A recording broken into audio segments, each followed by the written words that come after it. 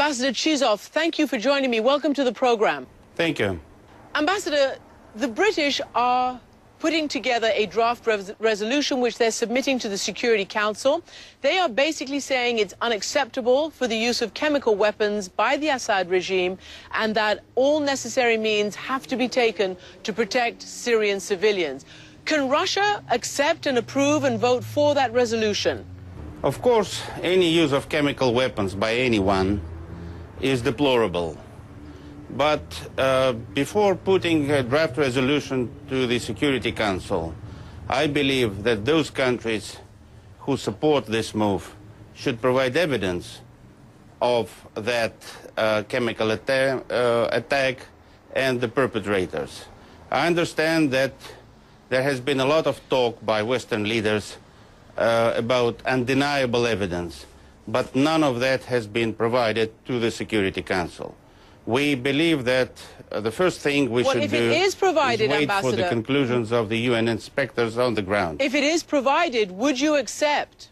If it is provided, then the Security Council will have to decide. But so far, the only evidence that has been put to the Security Council was the one that Russian experts provided on the March episode in Aleppo, which clearly indicated the implication of opposition forces in Syria.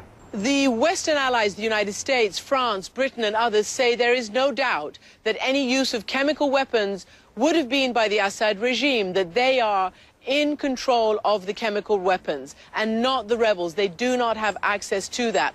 I guess the question is now, after so much talk of red lines, after so many years now of this violence with 100,000 dead, do you not agree the time has come to teach the Assad regime a lesson and to make it understand that it cannot continue using these chemical weapons? The time has come for a political solution of the Syrian crisis.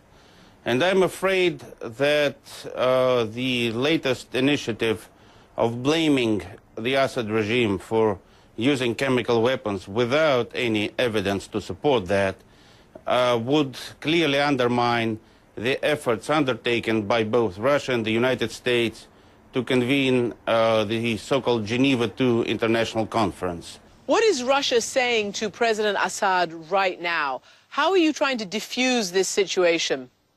Well, the first thing we've been saying that please assist the UN inspectors to conduct their mission, and that has been done, and they are still on the ground.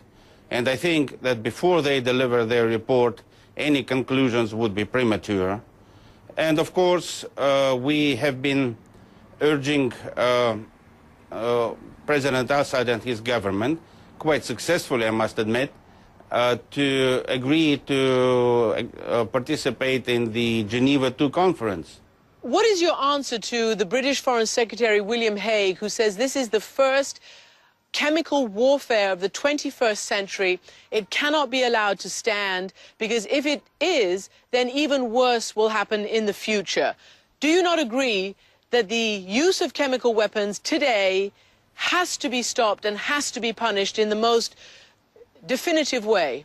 International law stipulates that use of force is acceptable only in two cases: if there is a resolution to that effect by the UN Security Council, or on the basis of Article 51 of the UN Charter, which is individual or collective self-defense. But I don't see any ground to recall the Article 51 in the current situation in Syria.